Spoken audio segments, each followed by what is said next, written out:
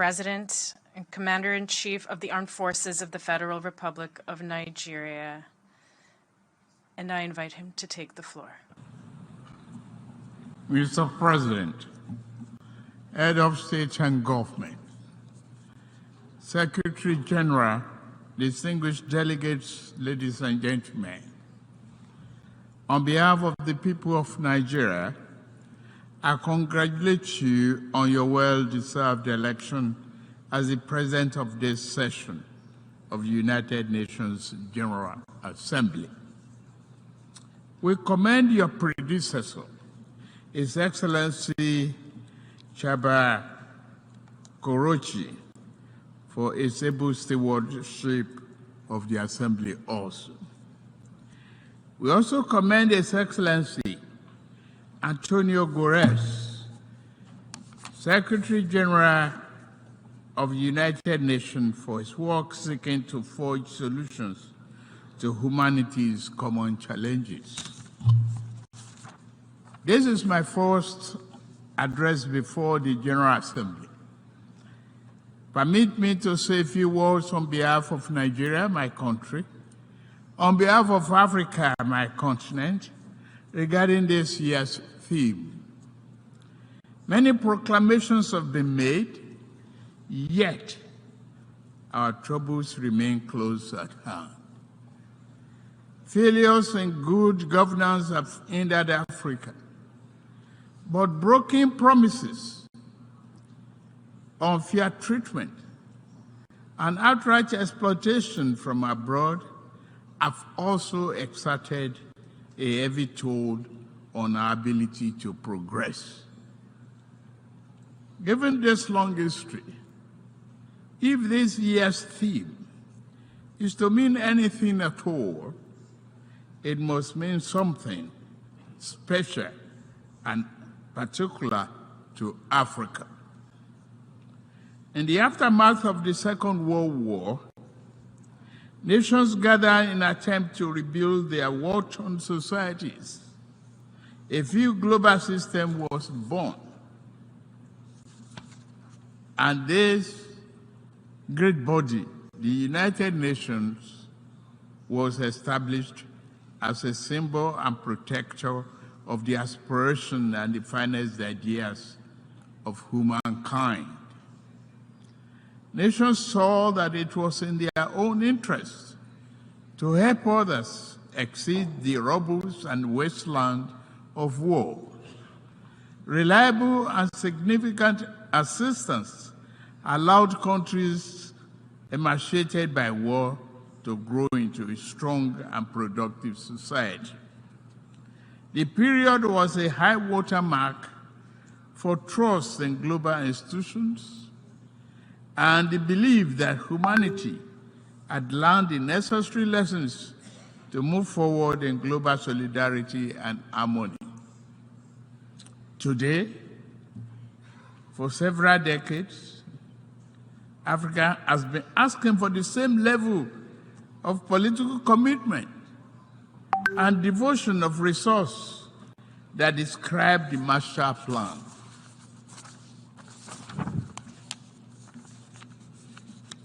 We realize that underlying conditions and causes of economic challenges facing today's Africa are significantly different from those of post-war Europe.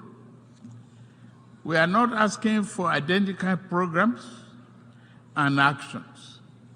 What we seek is an equal, firm commitment to partnership.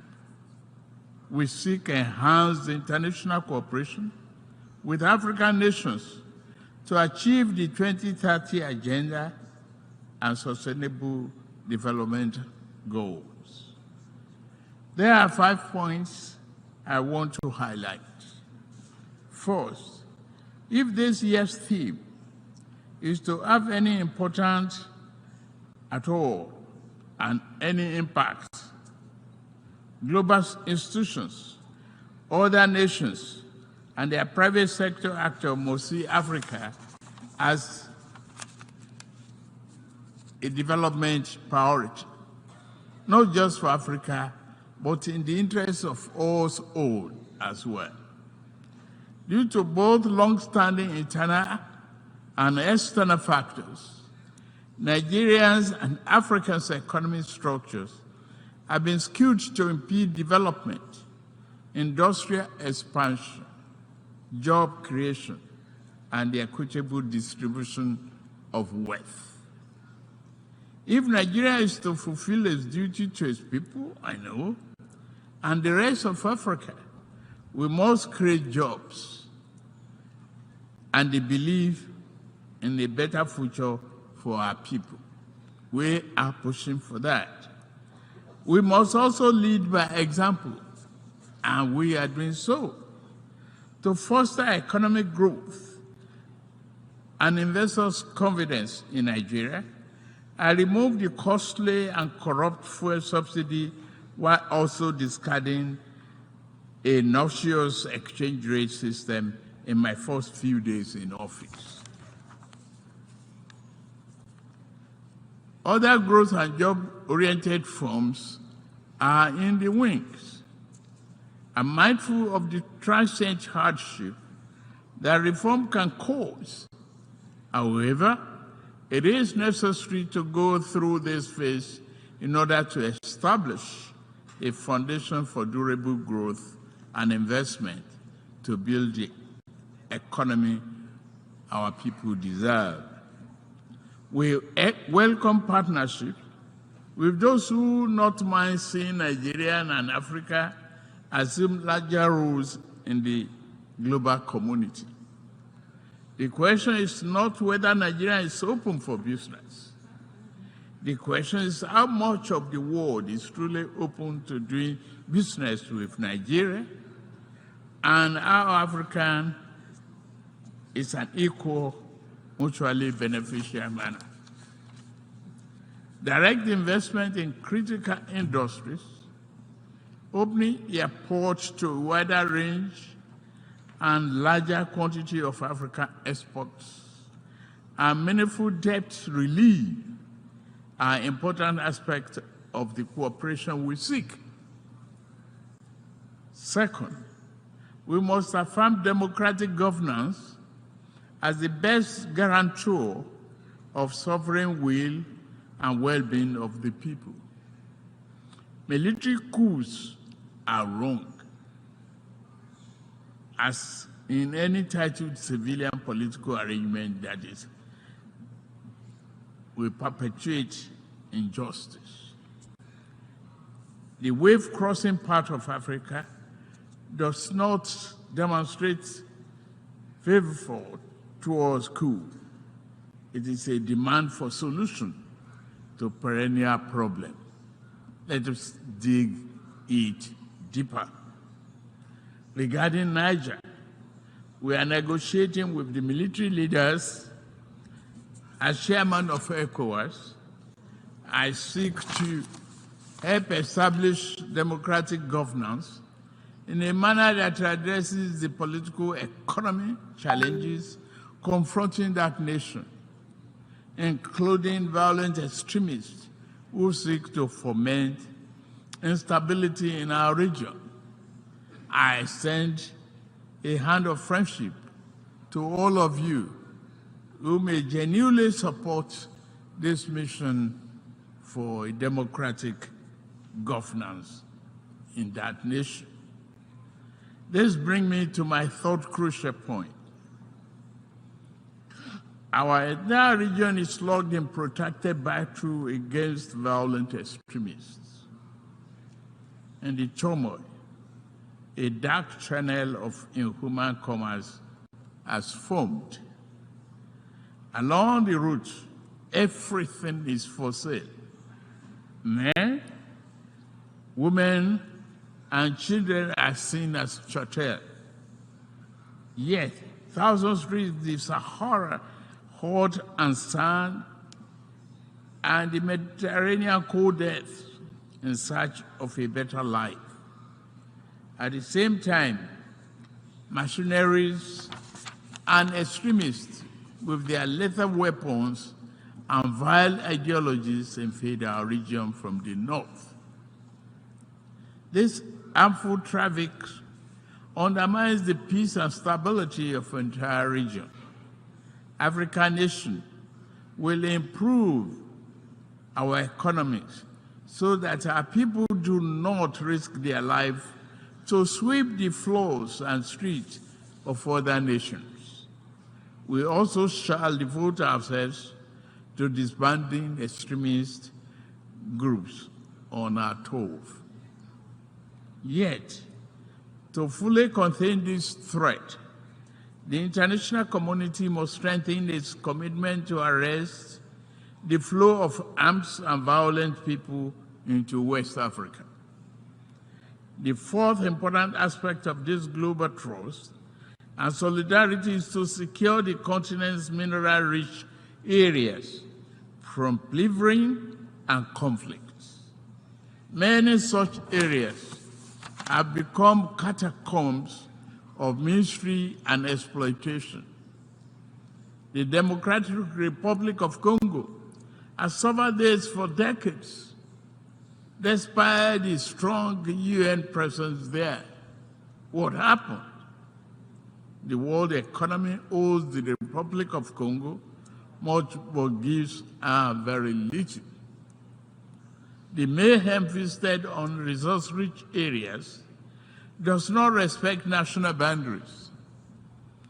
Sudan, Mali, Burkina Faso, Central African Republic, and the list grow on and on and on.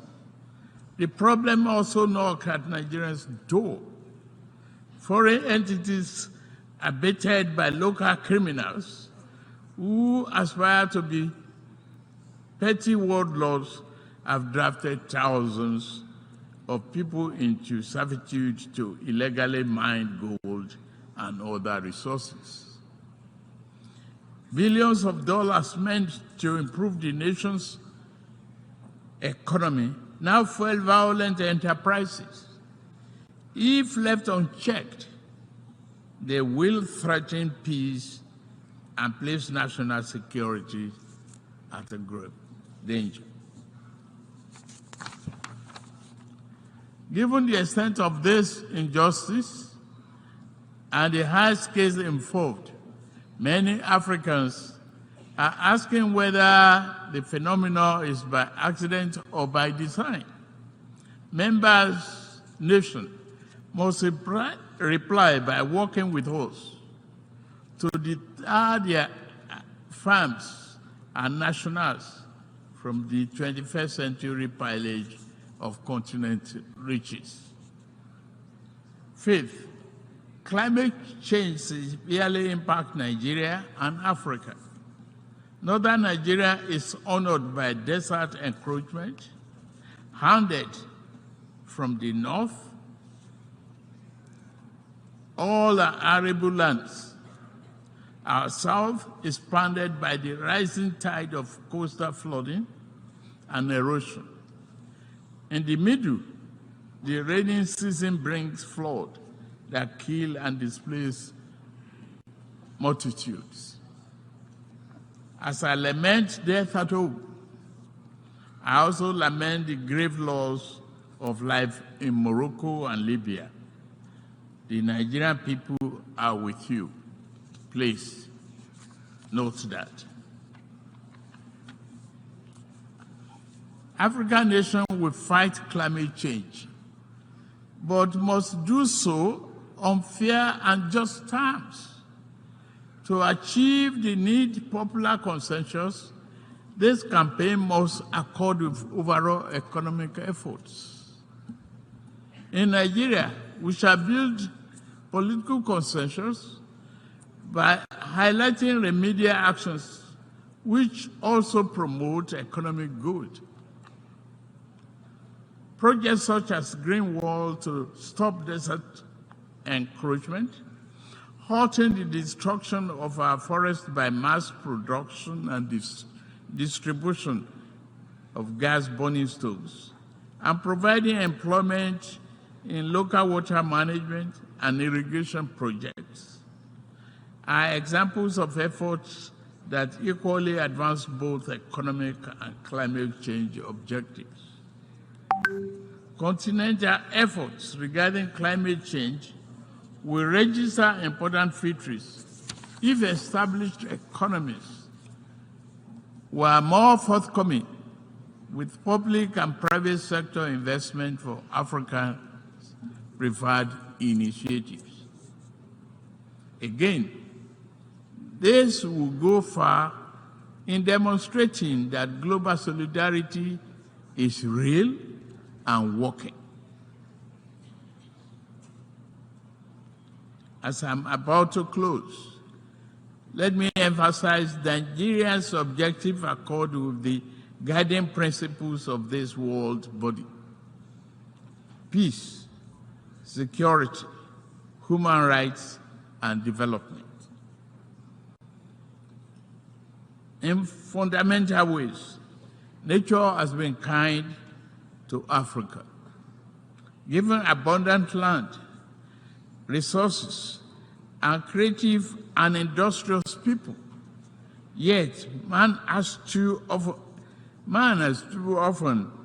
been unkind to fellow man, and this sad tendency has brought sustained hardship to Africa's doorstep. To keep faith with the tenets of this world today's body and the theme of this year's assembly, the poverty of nations must end. The pillage of one nation's resources by overreach of farms and people of stronger nations must end. The will of the people must be respected. This beautiful, generous, and forgiving planet must be protected.